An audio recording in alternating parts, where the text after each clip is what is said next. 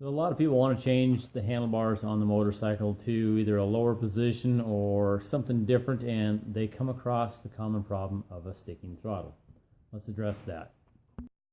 Okay, I'm going to cover a little issue that it seems like everybody runs into when they move the throttle from the original bar way up here, up high, to a lower position, whether it's the clip-ons, whether you use drag bars, upside down, right side up.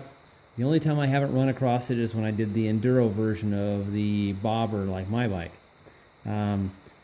Definitely run into it when you do the clubman bars and they're real down low. Has nothing to do with the barrel on the bar itself, and it has nothing to do with kinking or making the throttle cable or the throttle cables. There's one that pulls, and then there's the other one that when you roll the throttle forward, if you have to, you can push it off because it actually shoves the throttle in the off position. So the way I'll demonstrate that is once I find my pliers, your throttle cable clear out here or way up high has no problem snapping back. I can take this cable, put it into a pretty good knot, so I'm wound way within less than a foot radius. Oops, can't even hold it. Pull it out, snap it right back. I think you can hear the throttle closing. Do it again. You can't hold it while holding the other cable very well. There I go. Right back. What actually happens is when this cable, if it was straightened out, if you had the other side anchored to the shielding itself like this, if it was straightened out and then you curved it, it would actually cause the inner cable to be a little bit shorter, or act like it was shorter than the outer lining. So what you're running into isn't the fact that the cable's hanging up or that the throttle barrel is sticking because it won't rotate on here. The cables are actually causing the throttle barrel to shove down because it's trying to stretch these inner cables inside the linings. It's trying to make this thing pull down on the bar itself, so it's dragging the top part of this. And simply lubing it is not the fix. Where the fix is down at the carburetor. Let me show you how that works.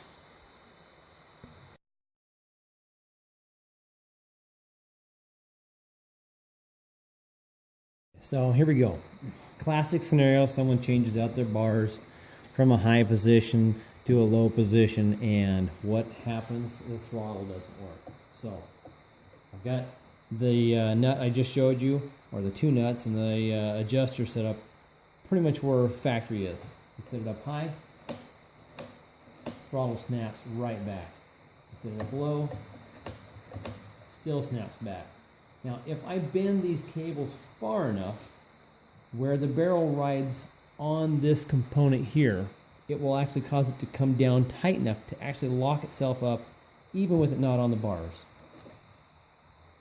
Now watch it come back as the cable tightens out. I showed you it has nothing to do with the bend of the cable itself. I can bend that cable without it being connected to the barrel inside this fitting or this clamp, and it doesn't have a problem. So it has nothing really to do with the cable rubbing on itself or on the liner.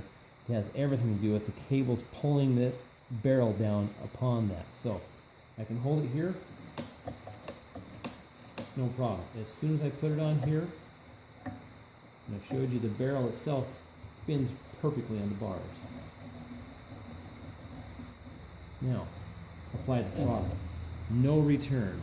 As soon as you take this off, it'll return because the barrel's not being forced down upon the bar itself. So let me show you all I do to correct the problem, and it's going to work on every bike unless there is a problem inside the cable itself or the barrel itself is truly rubbing on the bar or something else is happening down the car. But for the most part, if all you're doing is changing bars and it worked before, by all means this should fix it.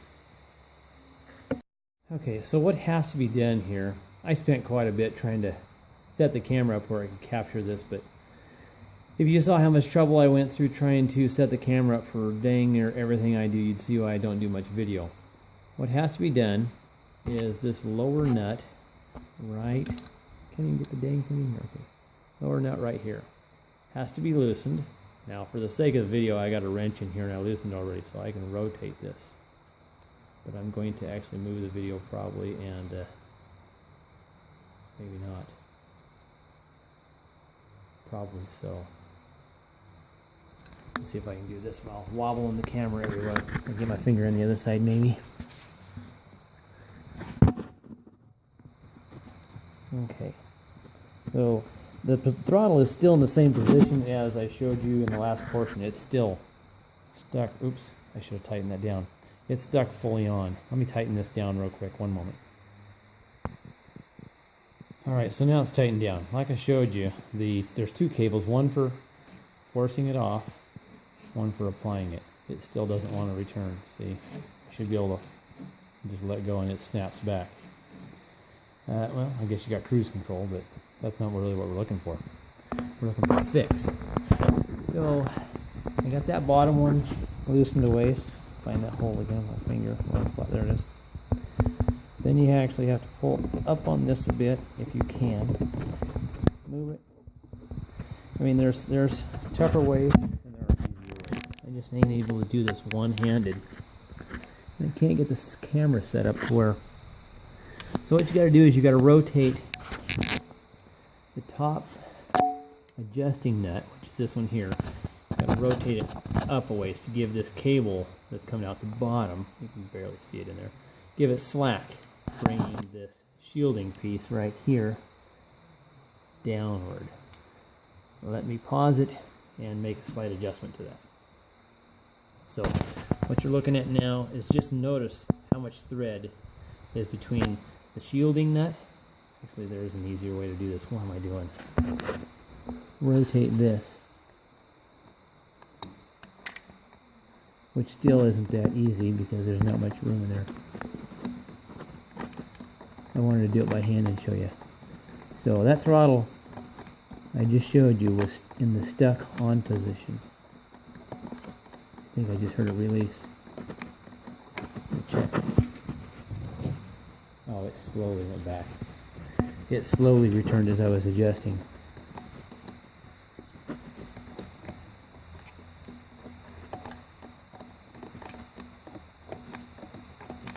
Let me try it again. Now it's in a, actually I don't know if you can see the throttle down there. See, it's returning, but it's quite slow. So this is how slow it returns. It should snap. You should actually hear the arm down there snap up against the idle adjustment screw.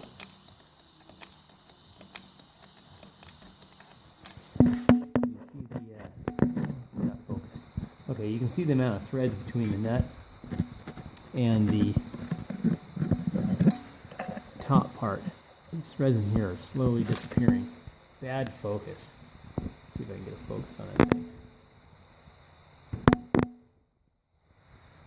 There it is. So that's where I'm at now, and there it is.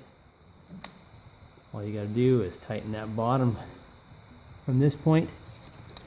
Tighten up the bottom up against there, and it should be fixed. If not, rotate it a little bit more. What you're trying to do is give a little bit of slack to those cables inside the liner.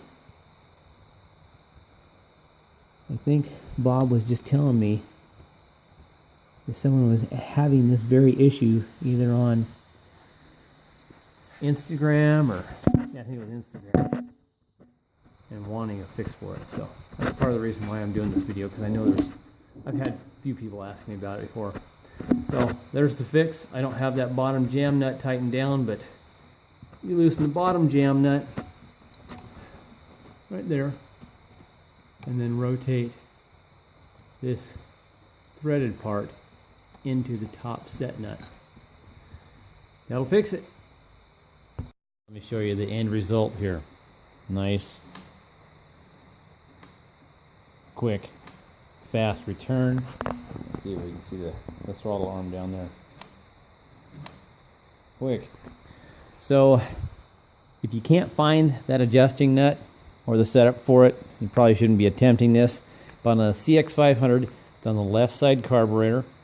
You follow your cables down, and the other thing I did on this one is the throttle cables typically come down low underneath the, on this is a deluxe, so instead of this little metal threaded piece in here, which is a little bit bigger than this one, there you go, you can see it. On the deluxe, it actually has a rubber grommet.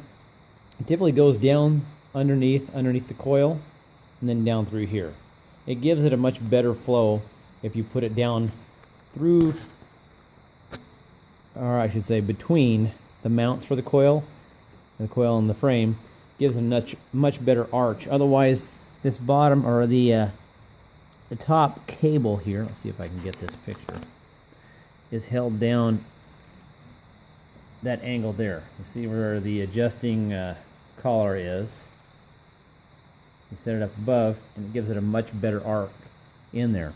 It doesn't bind as easy as it could, and it seems to fit a lot better for this particular style.